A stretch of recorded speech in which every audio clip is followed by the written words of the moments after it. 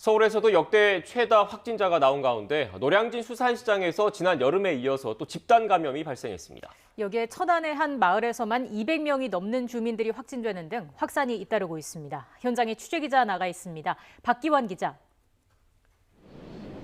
네, 노량진 수산시장에 나와 있습니다. 네, 노량진 수산시장에서 또 집단 감염이 발생했다고요.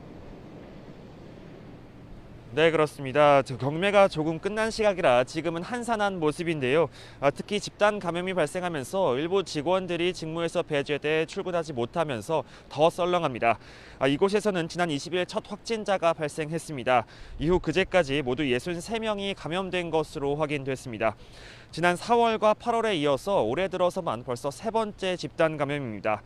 방역당국은 일단 확진자가 발생한 업체에 대해 소독을 실시했습니다.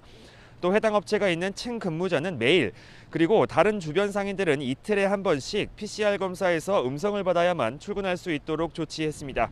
간이 식탁 등도 모두 폐쇄됐고 직원 간 식사도 금지됐습니다. 다만 이곳 직원 등 관계자만 2,600여 명에 이르는 만큼 검사와 관리가 쉽지는 않을 것으로 보입니다. 방역당국은 지난 13일부터 어제까지 이곳을 방문한 사람들도 반드시 검사를 받아달라고 당부했습니다. 네, 비수도권 지역에선 충남 천안에서 무더기로 확진자가 나왔죠?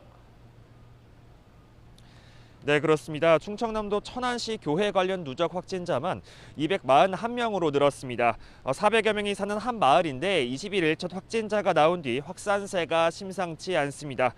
특히 확진된 교회 신도 10명 가운데 9명이 백신 접종을 하지 않은 채 함께 예배를 드리고 김장을 하며 감염이 확산한 것으로 보입니다. 수도권을 중심으로는 병원과 요양시설 등 백신 효과가 떨어진 고령층이 많은 곳에서 돌파 감염이 계속됐습니다.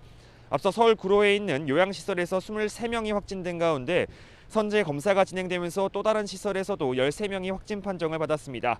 인천 남동구 요양병원에서도 최초 종사자 확진 이후에 어제까지 134명으로 누적 확진자가 늘었습니다. 여기에 서울 강동구 한방병원과 복지시설, 경기도 수원의 요양원 등 크고 작은 감염이 계속되는데요. 무엇보다 고령층 확진자가 집중돼 있어 위중증 환자가 덩달아 늘고 있는 양상입니다. 지금까지 노량진 수산시장에서 YTN 박기환입니다.